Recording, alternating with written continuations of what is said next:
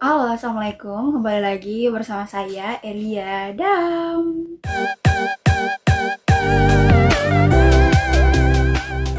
Sebelum ditonton, jangan lupa subscribe dulu ya, teman-teman. Thank you. Halo teman-teman, apa kabar? Semoga baik-baik aja ya.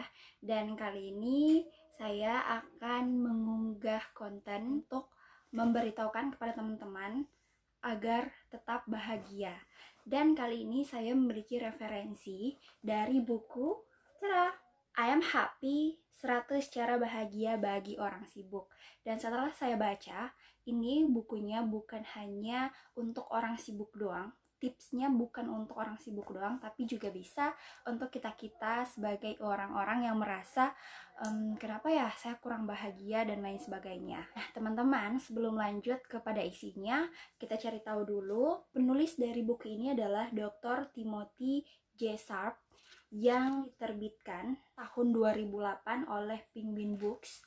Dan di dalam sini terdapat setidaknya 5 keping tips yang akan saya bagikan ke teman-teman. Namun karena satu keping tips itu terbagi menjadi 20 bagian, otomatis saya harus membuat 5 part untuk membahas isi buku ini. Karena saya merasa ini penting sekali untuk kita semua dan berguna bagi mahasiswa dan juga seluruh kalangan, saya ingin mereview full buku dari Dr. Timothy J. Sharp yang berjudul I Am Happy. Dan as you know, bukunya juga merupakan bestseller yang tentunya banyak digemari oleh orang-orang. Kita langsung saja di keping pertama. Keping 1 membahas tentang 20 cara membentuk kebiasaan bahagia. Cara yang pertama adalah kita harus memaknai arti kebahagiaan. Memaknai kembali arti kebahagiaan. Bahagia dan sedih adalah dua emosi yang kita kenal dan kita ungkapkan. Namun banyak dari kita yang tidak mengubah definisi hitam putih itu seiring berjalannya kehidupan kita yang semakin kompleks. Padahal semakin terbatasnya definisi tentang kebahagiaan dalam diri kita sendiri itu menyebabkan ataupun itu menjadi sebuah penyebab kita tidak bahagia loh teman-teman. Hati-hati ya. Ini pentingnya agar kita bisa memaknai kembali arti kebahagiaan kita yang sesungguhnya dan jangan melimitasi arti kebahagiaan yang kita punya seperti itu. Dan saya tidak percaya bahwa ada orang yang bisa 100% bahagia setiap waktunya. Kebahagiaan sejati membutuhkan pemahaman bahwa sebagai manusia kita sangat normal untuk mengalami berbagai macam emosi gitu. Contohnya bahagia, sedih, panik, stres, dan lain-lain itu merupakan hal yang normal ketika itu terjadi kepada kita. Dengan memperluas definisi tentang kebahagiaan yang akan kita capai, maka kita juga akan semakin bisa lebih luas dan peluang kita untuk bahagia juga bisa lebih besar. Cara yang kedua, jangan batasi potensi Anda. Berapa banyak sih yang bisa kita capai jika kita tidak mengetahui batasannya? Potensi yang kita miliki seringkali terhambat dengan adanya batasan-batasan yang kita ciptakan sendiri seperti itu. Nah, mengenali batasan-batasan tersebut adalah langkah awal kita bisa menaklukkannya. Cara ketiga, kurangi tuntutan keharusan. Saya mengerti bahwa kita masing-masing mempunyai tuntutan keharusan seperti kita bekerja untuk keluarga dan lain sebagainya, dan saya juga paham bahwa sejatinya kebahagiaan itu ketika kita punya komitmen untuk keluarga dan juga pekerjaan dan lain sebagainya itu tercipta, itulah kebahagiaan. Akan tetapi teman-teman, yang perlu kita garis bawahi adalah kita semua tak jarang harus menghadapi serangan kata harus, tak beralasan gitu. Kekhawatiran-kekhawatiran ya hanya menjadi tekanan. Padahal dalam skema yang lebih besar, kekhawatiran tersebut tidak sepenting yang kita kira. Cara yang kedua ini juga diakhiri dengan sebuah quotes dari Fanny Brice, komedian wanita Amerika, yang mengatakan bahwa biarkan dunia mengenalmu apa adanya, bukan seperti yang engkau pikirkan gitu. Karena cepat atau lambat jika engkau berpura-pura, kau akan segera melupakan kepura-puraan itu dan kehilangan dirimu sendiri. Cara keempat, teman-teman, cara keempat ini ciptakan happy hour. Kita mungkin sudah pernah mendengar happy hour ini. Definisi dari buku ini yang saya baca adalah menggunakan 60 menit untuk melakukan kegiatan apa saja Anda sukai dan memberikan kebahagiaan. dan kepuasan tentunya. Caranya gimana? Susunlah daftar kegiatan yang nantinya menimbulkan kebahagiaan dan mulailah masukkannya ke dalam jadwal rutin Anda, seperti itu. Cara kelima, lakukanlah perubahan bertahap, teman-teman. Gak usah langsung perubahan besar, yang bertahap aja itu udah lebih baik kok, teman-teman. Cara terbaik untuk meraih perubahan hidup yang besar dan bermakna yaitu perubahan yang mendorong Anda untuk mengalami dan menikmati hidup yang sangat bahagia dan memuaskan adalah dengan cara membuat banyak rencana kecil secara rutin, gitu. Jadi rumusnya adalah perubahan kecil, praktek rutin, perubahan kecil tambah praktek rutin sama dengan perubahan besar. Semangat! Cara yang keenam, ubah kebiasaan buruk. Identifikasi kapan biasanya Anda melakukan kebiasaan buruk ataupun perilaku negatif dan buatlah rencana untuk mengubah perilaku tersebut. Demosthenes pernah mengatakan, peluang-peluang kecil itu seringkali menjadi awal dari terbentuknya perusahaan yang besar. Gitu. Jadi jangan sepele ini.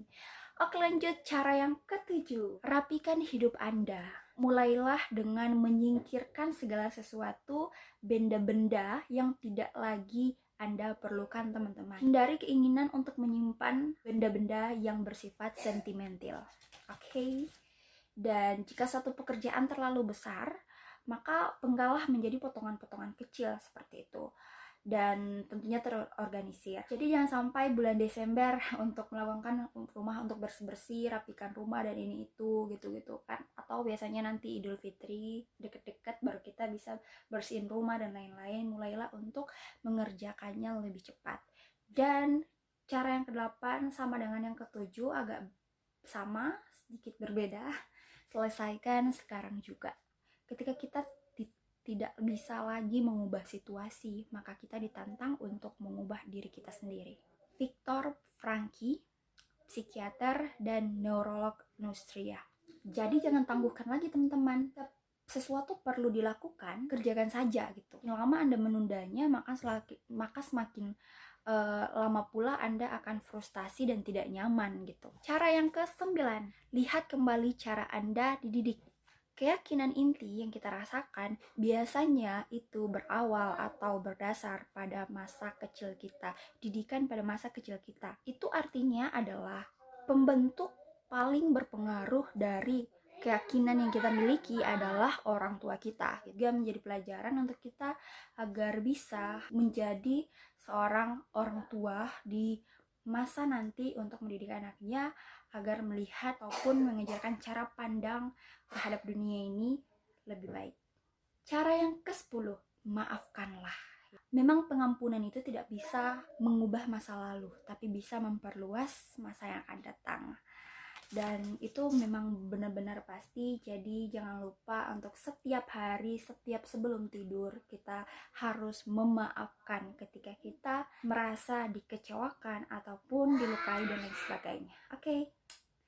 Yang ke-11, jadilah guru bagi diri Anda sendiri. Belajar untuk mencukupi diri sendiri akan membangun kepercayaan diri Anda dan bertanggung jawab terhadap hidup Anda sendiri. Belajar untuk mencukupi diri sendiri akan membangun kepercayaan diri Anda dan bertanggung jawab terhadap hidup Anda sendiri. Itu berarti adalah semua kesuksesan hanya dapat dihandle oleh Anda sendiri dan hanya bisa ditentukan oleh diri Anda sendiri. Cara yang ke-12, kenali kelebihan Anda.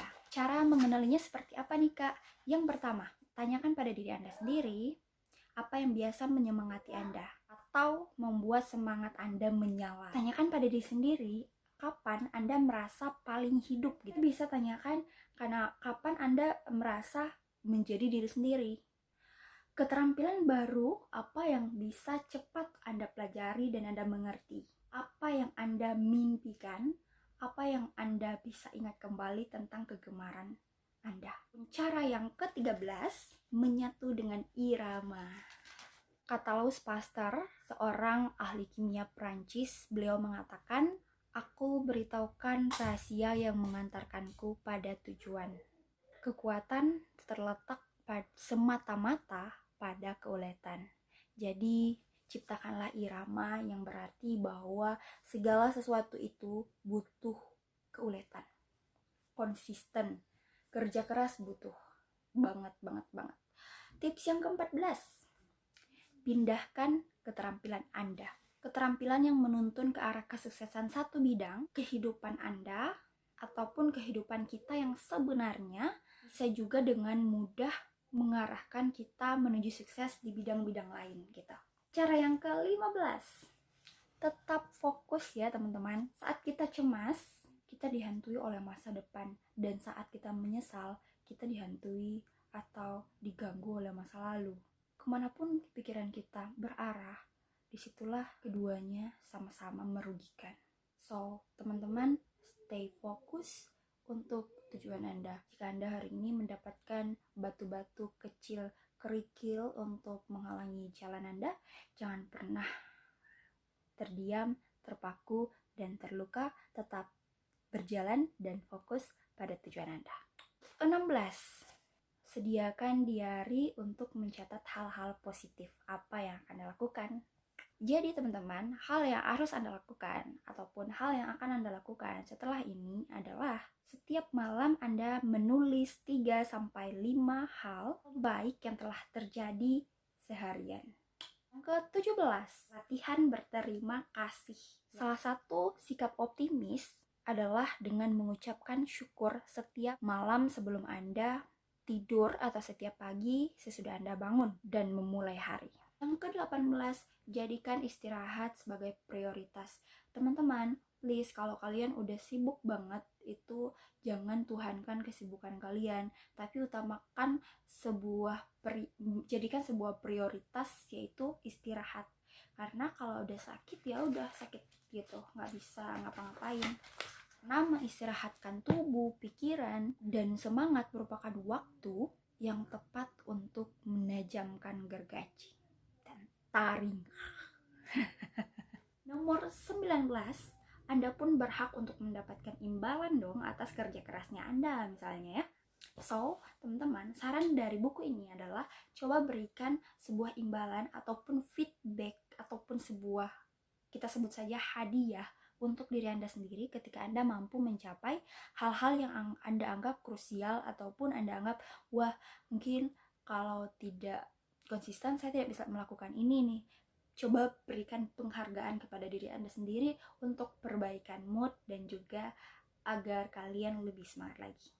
Terakhir, ke-20, teman-teman ingatlah terus untuk tetap bahagia. Orang-orang hanya lupa untuk mempraktekkan hal-hal yang mereka sudah ketahui sebagai hal-hal yang membuat mereka bahagia. Mereka bahkan lupa kebahagiaan itu sebenarnya sangat penting untuk hidup mereka. Seperti kata dari John Lennon, hidup adalah apa yang terjadi ketika Anda sibuk menyusun rencana lain. Dalam bahasa beliau, kebahagiaan adalah hal yang tidak terjadi pada Anda jika Anda terlalu sibuk untuk menyusun rencana lain. Tetap ingat bahwa kebahagiaan Anda yang ciptakan sendiri. Oke teman-teman, thank you for watching. So, jangan lupa like dan komen serta subscribe, bunyikan loncengnya biar kalau ada video baru dari aku bisa kalian tonton secepatnya. Dan jangan lupa share jika kalian merasa video ini bermanfaat. Terima kasih banyak kalian sudah menonton. Sesungguhnya jika kalian menonton itu merupakan bagian dari semangat saya untuk terus menjalani kehidupan sehari-hari dan dalam membuat video tentunya. Terima kasih, bye.